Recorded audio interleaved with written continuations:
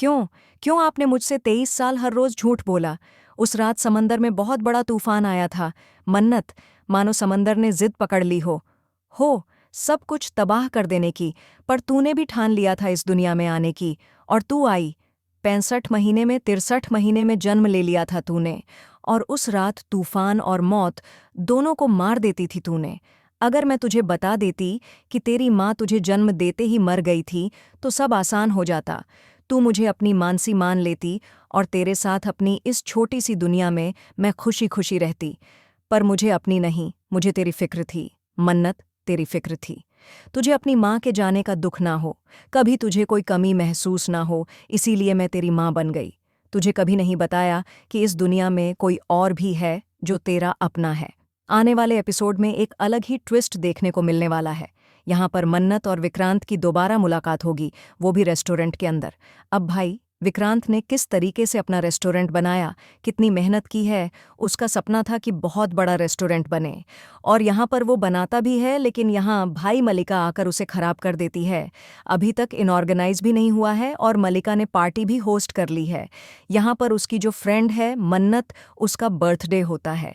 और यहाँ पर हम देख रहे हैं कि जैसे ही विक्रांत की एंट्री होती है उसकी हालत खराब हो जाती है। मतलब उसे बहुत गुस्सा आने लगता है कि क्या कर दिया है इन लोगों ने मेरे रेस्टोरेंट का। मैंने इतने प्यार से और अच्छे तरीके से सारी चीज़ें सजाई थीं, और कहीं प्लेट पड़ी है, कहीं खाना पड़ा है, और ये लोग डिस्को कर रहे हैं, इतना हल्ला मचा रहे हैं। और यहाँ पर विक्रांत मलिका पर गुस्सा करता है, उससे बोलता है, अभी पार्टी बंद करो, तुम ये सब नहीं कर सकती हो, तुमने किससे पूछ के किया है? तो मल्लिका भी उसे जवाब देती है, मैं तो ऐश्वर्या की बेटी हूं ना, और ये तो ऐश्व का भी है, तो ऐसे कैसे तुमसे पूछ के मैं करूंगी? और मेरे से कुछ भी बदतमीजी करने की ज़रूरत नहीं है। और ये सब कहकर वो चली जाती है। लेकिन अब विक्रांत ने भी सोच लिया है कि मैं अब अशरा से मिलकर यहाँ पर मल्लिका की क्लास लगाऊंगा। वहीं हम देखेंगे कि विक्रांत की मुलाकात मन्नत से होती है।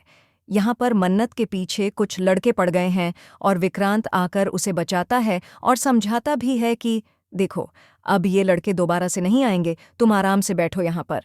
लेकिन मन्नत अचानक से भाग जाती है, क्योंकि उसके घर से फ़ोन आता है कि उसकी माँ हॉस्पिटल में है। और जैसे ही वो हॉस्पिटल पहुँचती है तो पता चलता है कि उसका लिवर पूरी तरह से ख़राब हो चुका है।